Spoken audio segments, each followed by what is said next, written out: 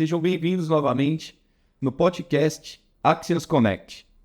O podcast é onde você encontra muita informação sobre tecnologia, inovação e negócios. Hoje, aqui com um convidado super especial, Emerson Paliuco, da Lenovo. Hoje a gente vai conversar um pouco sobre novidades na infraestrutura, computação em nuvem, fundamentos da tecnologia e bastante sobre história. Vai ser um capítulo super interessante. Fique aqui e acompanhe a gente sobre esse papo. Emerson, prazer, seja muito bem-vindo, obrigado. Por favor, se apresente aos nossos espectadores aqui. Prazer é meu, Juliano. Obrigado a você, obrigado a Axians pelo convite. É um privilégio estar aqui com vocês hoje e a gente fazer esse bate-papo.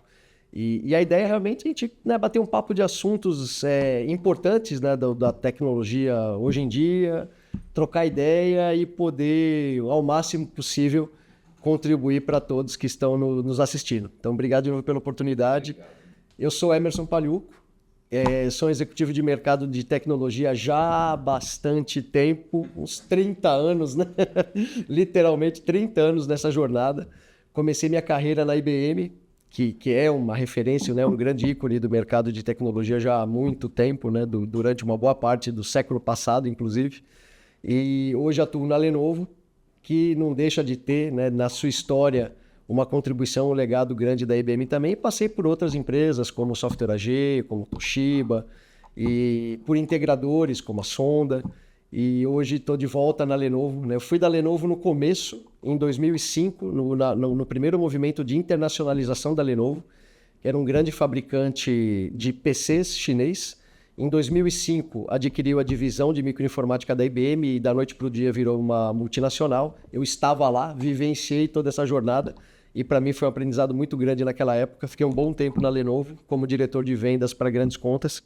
Depois voltei para a IBM, passei por outros lugares e estou de volta na Lenovo agora, numa posição para cuidar da América Latina, para desenvolvimento de parcerias e alianças, para as ofertas de tecnologia como serviço, que dentro da empresa nós chamamos de TrueScale, tanto para devices quanto para toda a parte de infraestrutura. Que legal. Como a gente estava conversando, um pouco antes aqui, para a gente bater no papo, a gente estava discutindo um pouco sobre essa história, a história dessa evolução, e vendo agora hoje toda essa evolução em trabalho em nuvem, ou TrueScale, com a possibilidade da gente trazer flexibilidade para o cliente. Mas nem sempre foi assim, Nem sempre foi assim. Teve todo esse contexto tecnológico desses últimos anos, onde agora as empresas conseguiram evoluir para nuvens públicas, nuvens privadas e conseguir ter essa abordagem tecnológica. Nesse contexto, como você vê tudo isso? Quais foram os pontos, os marcos importantes? O que aconteceu nessa história agora que para chegar onde chegamos agora, Esse é um ótimo ponto, Júlio. Para a gente entender o nosso presente e mirar o futuro, é importante também ver como as coisas aconteceram desde o passado, entender a história.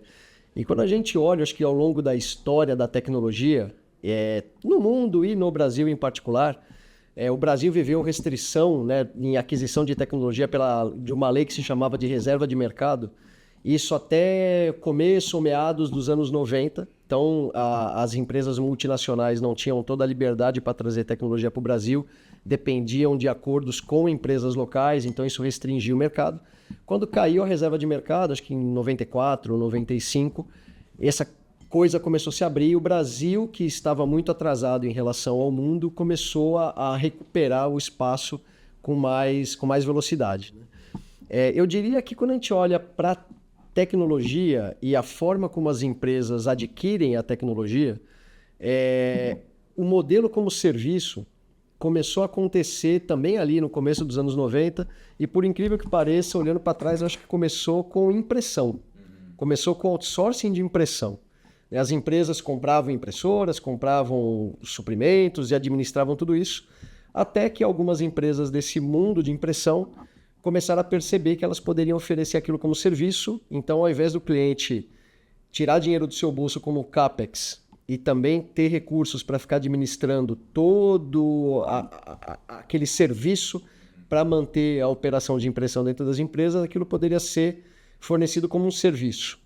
E isso otimizaria custos para a empresa passaria a pagar por página impressa e não com custos muito maiores e a maioria deles, às vezes, escondidos, né, ao longo de todo ali o ciclo de vida de uma solução. Então, o movimento de tecnologia como serviço, até onde eu me lembro, começou com o outsourcing de impressão, acho que há quase 30 anos atrás. E isso veio amadurecendo, começou a ir para a área de devices, locação de PCs, de notebooks, que começou de uma forma, acho que um pouco mais incipiente ali, mais escondida no final dos anos 90, começo dos anos 2000.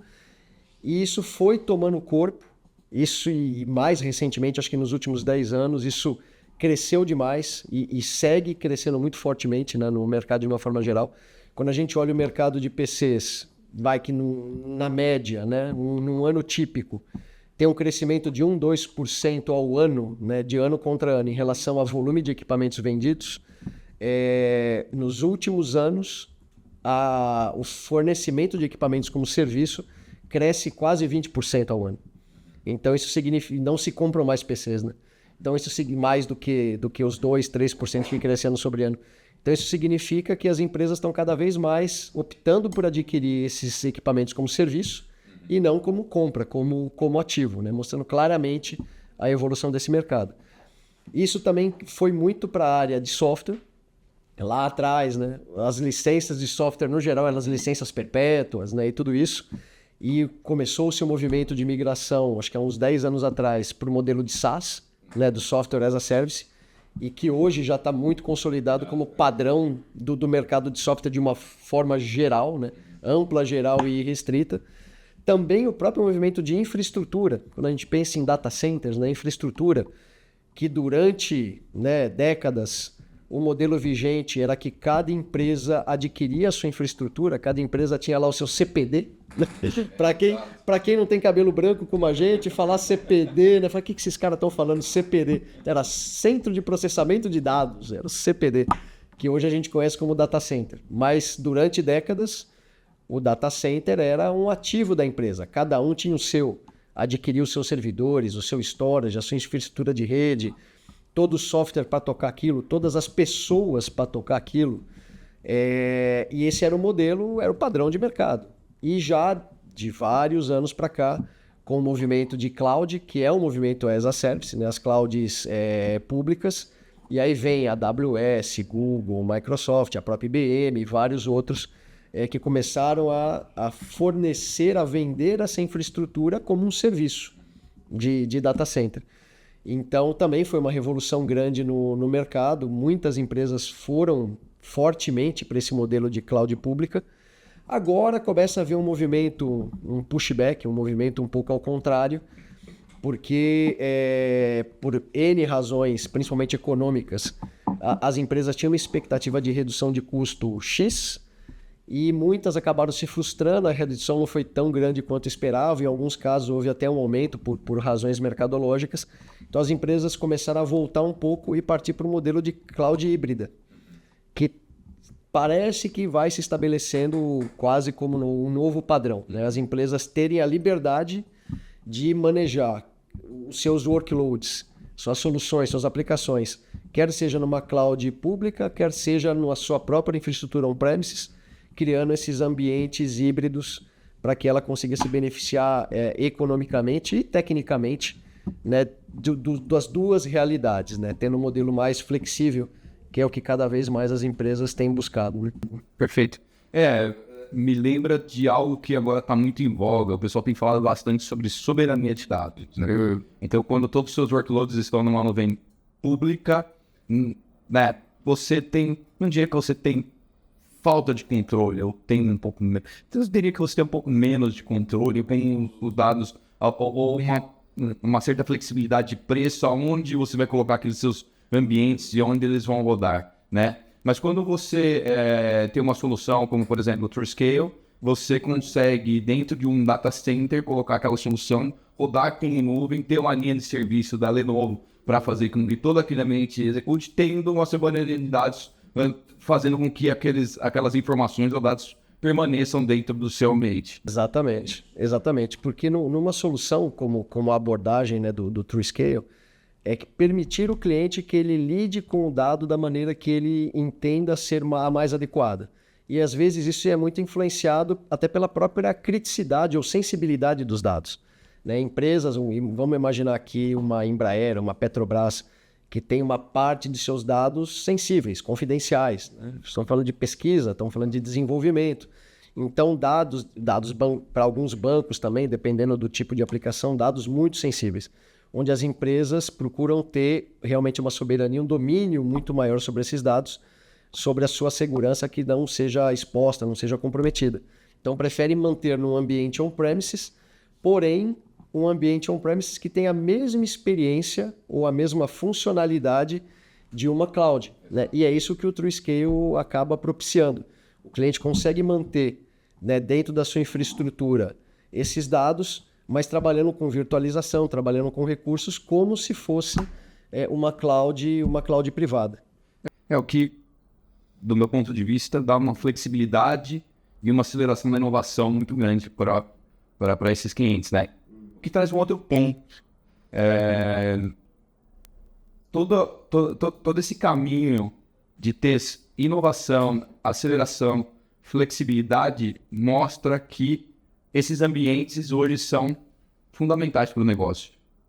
São fundamentais para que essas empresas tenham agilidade e consigam estar à frente dos seus concorrentes ou ganhar espaço, seja no go-to-market, seja para uma disposição de um produto novo ou algo.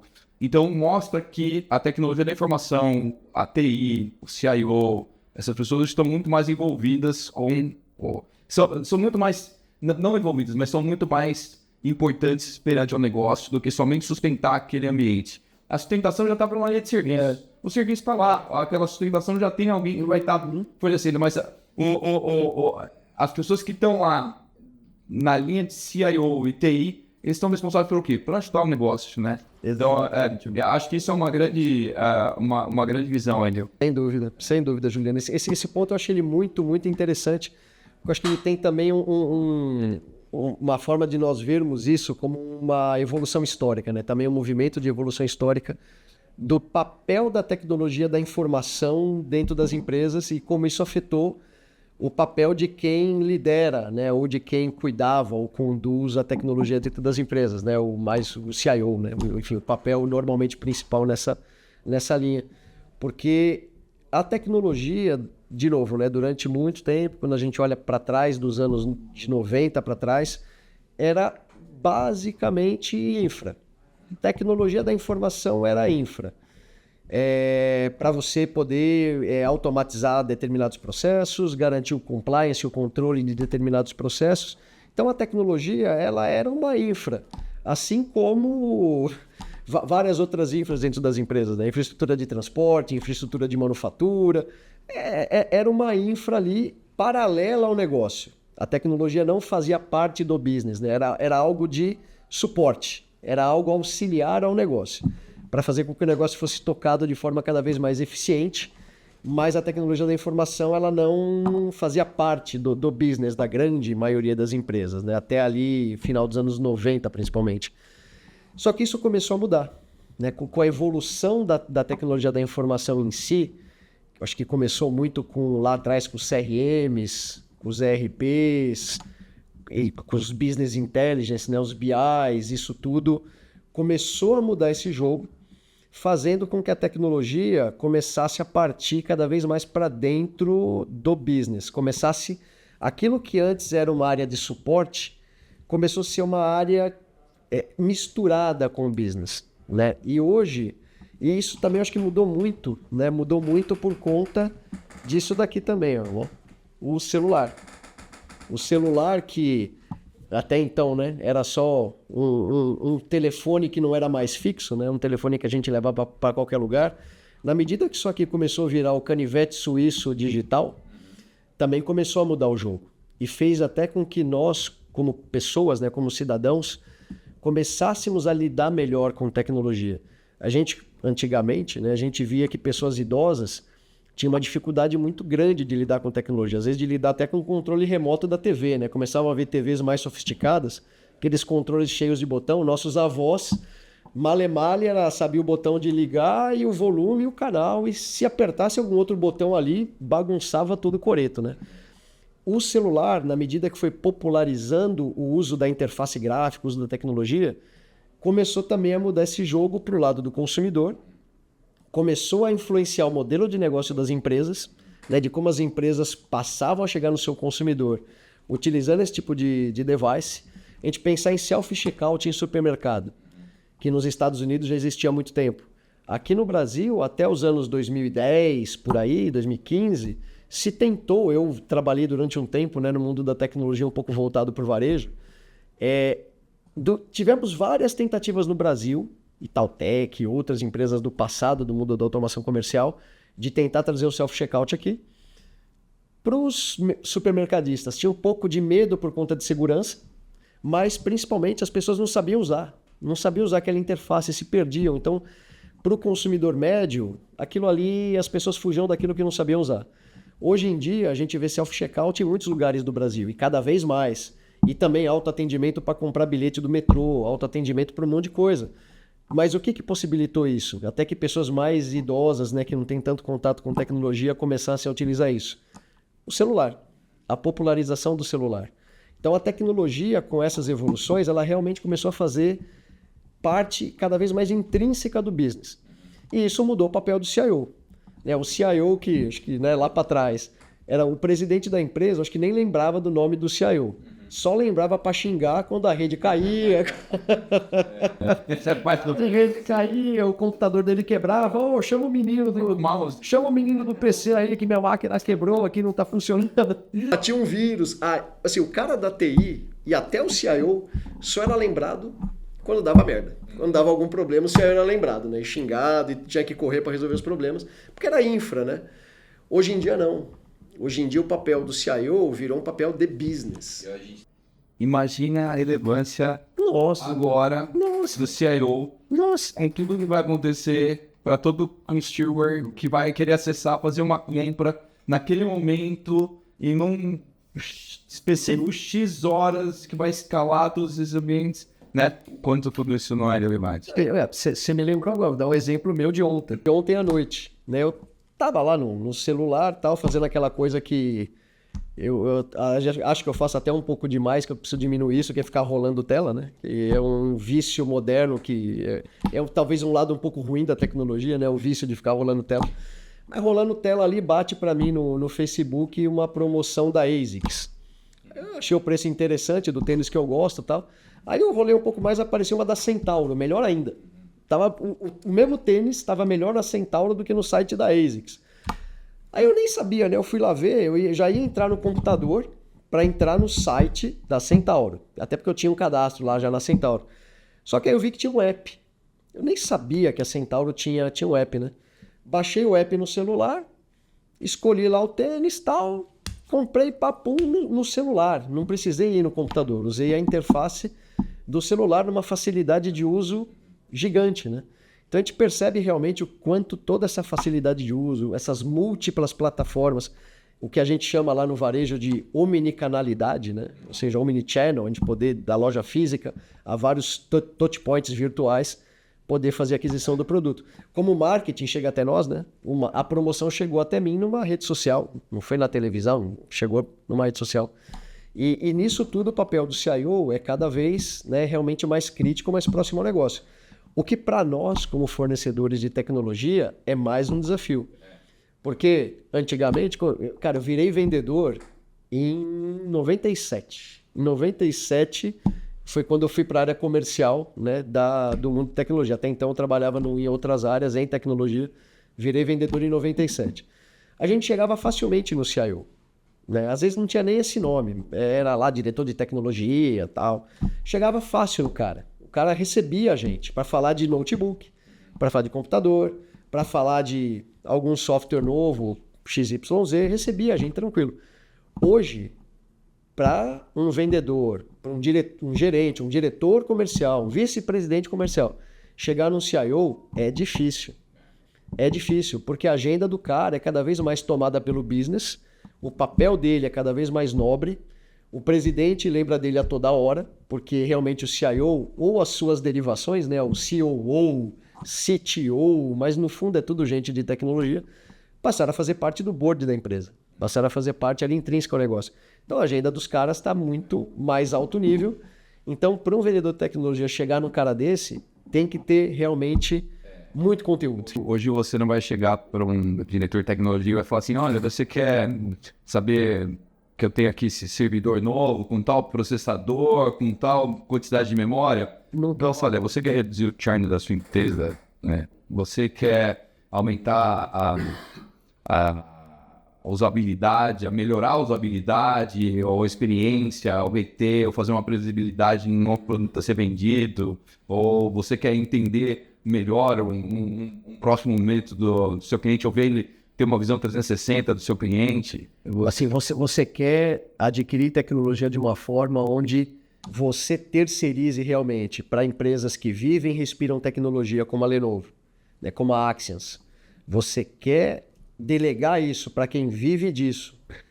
Você tem um SLA depois para cobrar, tem um pescoço para apertar, tem um contrato que te garante de empresas que te dão respaldo. E com isso você consegue liberar mais gente da sua equipe, mais recurso humano e financeiro também, mais recurso humano para você trabalhar em inovação dentro da empresa, para buscar diferenciais, buscar realmente mais valor de mercado para sua empresa, tendo mais gente sua focada no business, assim como você, CIO, está, do que cuidando do servidor, do data center, né, do storage, do software, do RP e assim por diante. Então, acho que é até por isso, Juliano, e principalmente por isso, o modelo de serviço para infraestrutura agora tem crescido muito. Porque eu acho que é uma questão de maturidade do mercado, né? Maturidade das empresas, maturidade do mercado.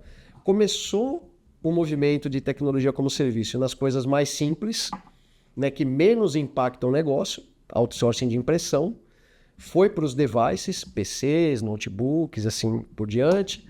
Aí começou a ir para software, aí começa a tocar em coisas assim um pouco mais sensíveis para a operação da empresa, e aí começou a ir para infra, cloud, né, clouds privadas e tudo mais. Agora tem todo esse movimento de um formato mais híbrido, mas cada vez mais indo para o lado do serviço. Porque existem vantagens econômicas do modelo como serviço para a grande maioria das empresas, não para todas, depende muito da estrutura fiscal contábil de cada empresa, né? Então isso muda um pouco conforme a empresa, mas para a grande maioria, empresas que estão no lucro real, não no lucro presumido, o modelo de outsourcing, o modelo de serviço, ele traz benefícios econômicos. Redução da contribuição social sobre o lucro líquido, por exemplo, né? Reduzindo imposto de renda, além da questão financeira de você não tirar a grana CAPEX do seu bolso e jogar o dinheiro na frente para comprar tecnologia, você vai fazer isso num pagamento mensal. No caso de infra, e no caso do TrueScale, por exemplo, você não precisa necessariamente pagar um valor fixo por mês pela infraestrutura, você paga um valor variável pelo consumo efetivo, onde a gente mede isso pelo consumo de energia elétrica dos servidores, pela alocação efetiva do storage. Então, o cliente ele vai pagar mais ou menos a cada mês, dependendo do seu consumo efetivo, o que é muito bom para empresas que têm muita sazonalidade, né? Então, nos meses de maior consumo ele vai pagar mais, nos meses de menor ele vai pagar menos. Isso ajuda na resiliência do negócio, né? Porque a sua despesa vai também seguir a sua receita. Então, tem esse valor econômico, mas tem muito valor operacional, que eu acho que a maior parte do benefício está até nisso, no operacional. É liberar recurso da empresa para focar no business, focar na inovação do negócio e menos no cuidado com a infraestrutura. Não ter que se preocupar em ter funcionário da empresa certificado no software tal, no hardware tal. Se livra dessa preocupação. Deixa essa preocupação para quem vive disso e foca cada vez mais no seu negócio, cada vez mais no business, para agradar o seu acionista, para agradar o seu presidente, e com certeza você acaba, o CIO ou o executivo de tecnologia acaba tendo mais benefícios com isso, né? Acaba tendo a vida um pouco mais tranquila do lado operacional, né? Do hard work ali do operacional, consegue focar mais e agregar valor ao negócio e se beneficia bastante disso. Perfeito. E nessa visão de escalabilidade, flexibilidade e inovação, né? A gente está vivendo algo que foi um advento também dessa evolução, né, de poder computacional, de escalabilidade, que é a introdução hoje quase em tudo que nós vivenciamos com inteligência artificial, né?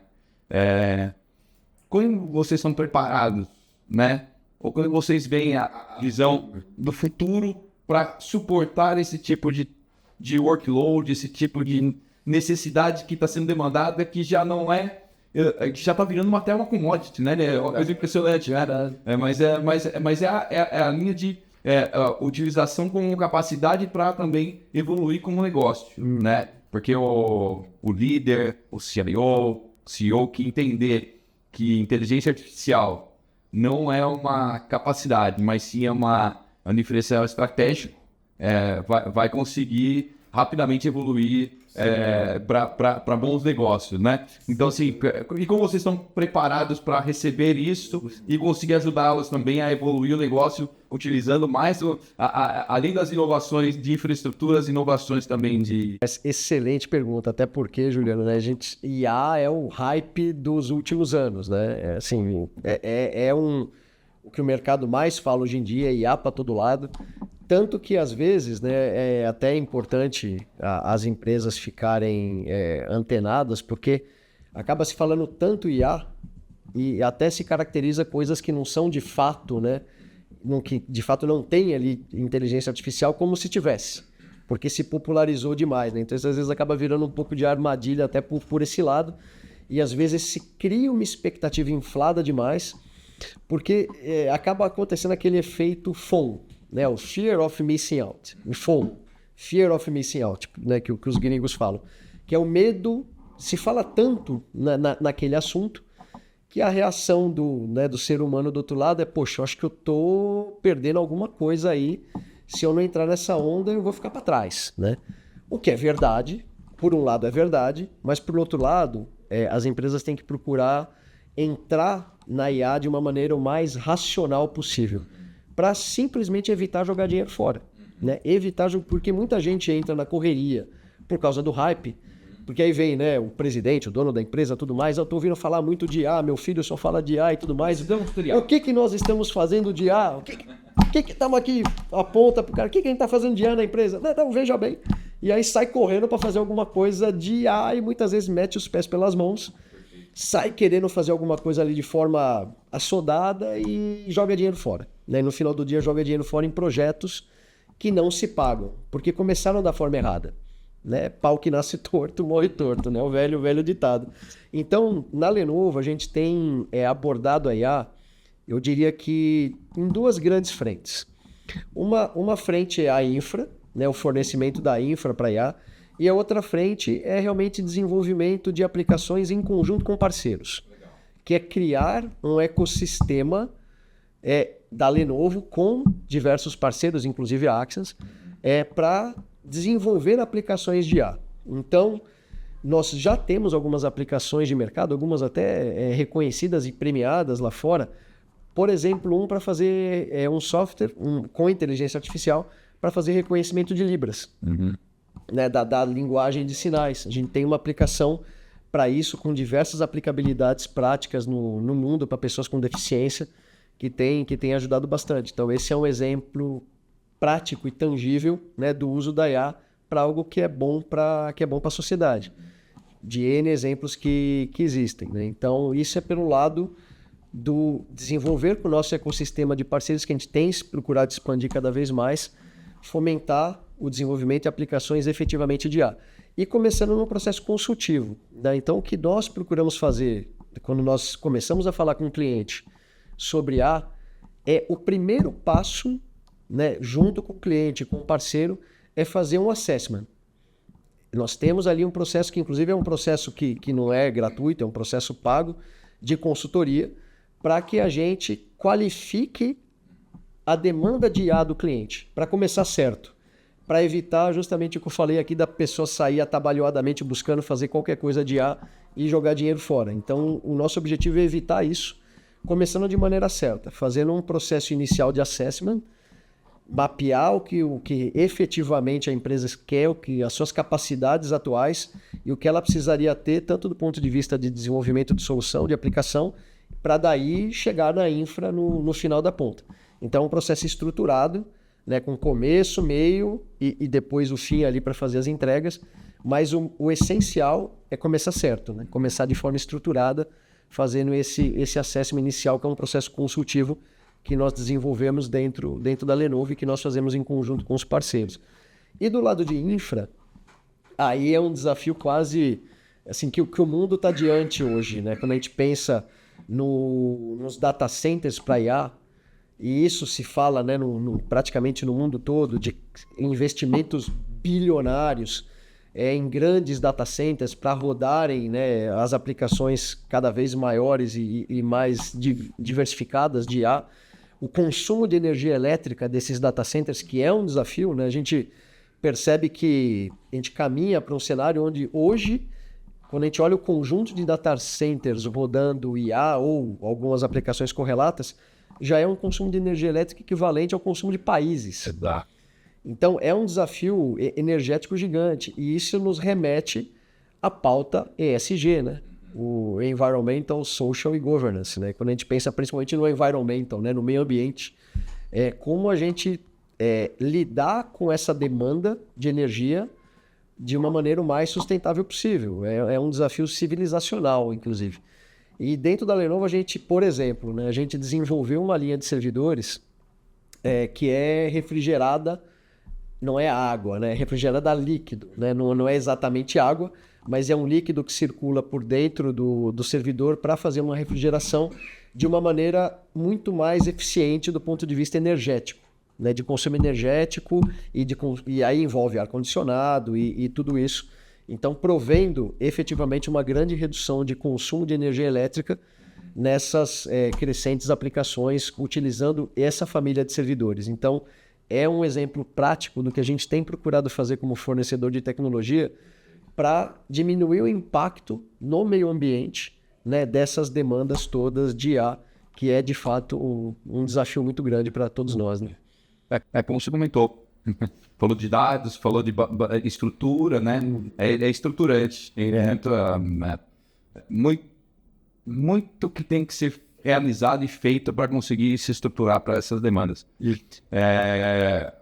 Energia, toda essa linha de consumo energético super importante, mas tem uma outra linha que também acredito seja importante, que é a segurança de tudo isso. Imagino que todas essas soluções hoje tem uma capa ou uma camada que seja para se precaver sobre todas essas informações que vão ser utilizadas, né? Isso mesmo. Assim, e segurança é essencial, né? Eu diria, eu já vi algumas pesquisas de mercado mostrando que 88% dos CIOs se preocupam com segurança e tudo mais.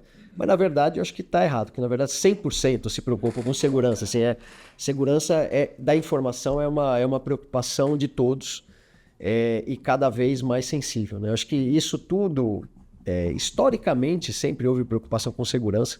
Durante a pandemia, isso se intensificou, porque coisas como ataques ransomware começaram a acontecer muito durante a pandemia. Acho que aquela coisa, né? Mente desocupada, oficina do capeta, né? Um monte de hackerzinho ali ocioso em casa começou a usar a inteligência pro mal, e de fato aconteceu um crescimento muito grande, né, de ataques ransomware durante a pandemia.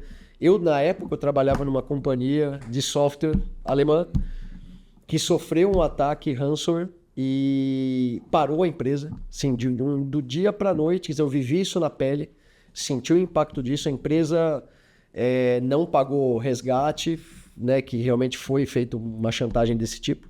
A empresa seguiu pelo caminho, né, acionou as bases legais ali, acionou a polícia, acionou as entidades corretas e começou a trabalhar tecnicamente para recuperar a sua estrutura. Demorou ali quase 2 meses para gradativamente a gente começar a voltar. Desde o e-mail, a gente ficou sem e-mail. A única coisa que funcionava na empresa era o celular, quando a gente sofreu o ataque. Só o celular. A gente só se comunicava pelo celular. Até começar a voltar e-mail, começar a voltar os sistemas e tudo mais, demorou ali 2 meses de muito trabalho pesado. Mas eu senti isso na pele. E isso tudo, desde então, várias empresas nacionais aqui, empresas grandes brasileiras foram atacadas, grandes multinacionais foram atacadas. Então essa preocupação com segurança se intensificou demais. Então, né, a Lenovo a gente desenvolveu e a gente busca ter muitas parcerias com diversas empresas líderes no mercado de cibersegurança para agregar essas soluções dentro, né, de uma maneira embedded dentro das nossas soluções, desde os devices, né, desde os PCs e notebooks, que saem com um guarda-chuva de soluções que a gente chama de ThinkShield, né, como se fosse realmente um escudo de proteção, com vários recursos ali opcionais que o cliente escolhe, né, vários níveis de segurança para o seu device, mas principalmente olhando para a infraestrutura, também várias parcerias, né, com empresas muito consolidadas de cibersegurança, para a gente procurar realmente criar um escudo de proteção para a infraestrutura dos nossos clientes. E a gente sabe que isso é uma corrida que não tem fim, né? Isso é algo que realmente é uma preocupação incessante, porque da mesma maneira que se criam proteções todo dia, se criam novas formas de atacar todos os dias também. Eu sei que ainda tudo é muito embrionário, mas tem se falado muito sobre computação quântica. Imagino como será complexo. Eu ia falar nisso agora, que assim, a computação quântica, né, ela tem uma expectativa muito grande de trazer N avanços, mas também N outros riscos de segurança. Então, o que hoje seria uma criptografia quase inquebrável, pensa, por exemplo, no Bitcoin, né? Pensa lá no blockchain do Bitcoin, que hoje é considerado algo inquebrável. Imagina-se que com a computação quântica demole, né, essa segurança. Só que a resposta para isso também espera-se que esteja na própria computação quântica. Então, da mesma maneira que utilizando essa nova tecnologia se cria novas formas de atacar, também se criem novas formas de se defender, né? E por isso que realmente é uma corrida sem fim, é uma preocupação dioturna, né, de empresas de tecnologia como a gente, manter os dados dos nossos clientes seguros, que é a coisa mais valiosa que as empresas têm, que nós temos como pessoa física também, né? Quer dizer, os nossos dados, pessoas que sofreram, né? Os dados estão em sistemas. Nossos dados estão em sistemas. Na verdade, eu diria que com alguns vazamentos que andaram tendo nos últimos anos, nossos dados estão sendo vendidos aí na rua, né? Não só na Deep Web, na Dark Web, mas assim, nossos dados de imposto de renda, por exemplo, estão por aí, né? Então, infelizmente, estão por aí. Infelizmente. Valeu, muito obrigado. Foi excelente, um papo excelente. Obrigado. Não sei se você quer dar uma última mensagem sobre essa visão de negócio, inovação, ou algo importante que você queira citar, né, assim, para o pessoal que está nos assistindo aqui. Acho que vai ser super, super legal. Legal, Dito. Primeiro, agradecer vocês, Juliano, de novo, e a Axians, e a quem estiver nos assistindo, né, pelo tempo. Espero que esse bate-papo tenha contribuído de alguma maneira, né, para conhecimento de todos, ainda mais algumas boas histórias aí do mundo da tecnologia. E eu diria, como última mensagem, dizer o seguinte, né, a gente vive numa constante evolução. E isso não é de hoje, isso vem desde ali do princípio da humanidade. Eu sou um cara que gosta muito de história, né? Então acho que desde o domínio do fogo, da invenção da roda, que a gente não para de evoluir, né? E só que a evolução ela acontece de uma forma cada vez mais rápida, né? Desde lá também, né, olhando primeira Revolução Industrial, segunda, terceira, a quarta, onde teoricamente nós estamos, né? Nós estamos como sociedade vivendo e respirando uma grande evolução. E muitas coisas, quando nós falamos principalmente de IA, robótica, a convergência disso tudo, a gente não sabe ainda onde isso vai dar, né? Nós estamos vendo o desenrolar da história. Então, a última mensagem que eu gostaria de deixar para vocês, como executivos, como empresários, como gestores, né, em empresas, quer seja gigantes, grandes, médias, pequenas, eu acho que todo mundo é influenciado pela tecnologia hoje praticamente da mesma maneira, né? É realmente olhar para a tecnologia como não só a ferramenta, como nós comentamos, mas como um indutor, né, dos seus negócios e principalmente focar os seus recursos, quer sejam centenas de pessoas que olham para a tecnologia numa empresa muito grande, quer sejam, às vezes, pequenos times, né, numa empresa menor, procure focar essas pessoas no uso da tecnologia como inovação dentro do negócio e não manter essas pessoas, esses recursos focados em conduzir o dia a dia da gestão da tecnologia. Né? E claro, eu sou suspeito para falar, por ser, né, eu e você, né, Juliano, fornecedores justamente de tecnologia como serviço. A gente, claro que é suspeito para falar disso, vendendo o nosso peixe, mas não é só por causa disso, não. É porque realmente, se eu estivesse do lado de vocês, né, deste lado da mesa, eu buscaria realmente deixar para empresas especializadas a condução do dia a dia da nossa infraestrutura para focar o core, né, os cérebros e, né, realmente o coração e mente das nossas pessoas naquilo que faz mais diferença para a nossa empresa e fazendo um ganha-ganha com empresas que deem respaldo e que forneçam tecnologia e serviços de ponta. E para isso é importante ter poucos e bons parceiros numa visão de ecossistema. Exato. Muito obrigado. E pessoal, obrigado por acompanhar novamente uma conversa aqui excelente sobre negócios, tecnologia e inovação. Conto com vocês no próximo. Obrigado. Obrigado, gente. Se você tem interesse em conteúdos de negócios e tecnologia, se inscreva no canal, curta e compartilhe.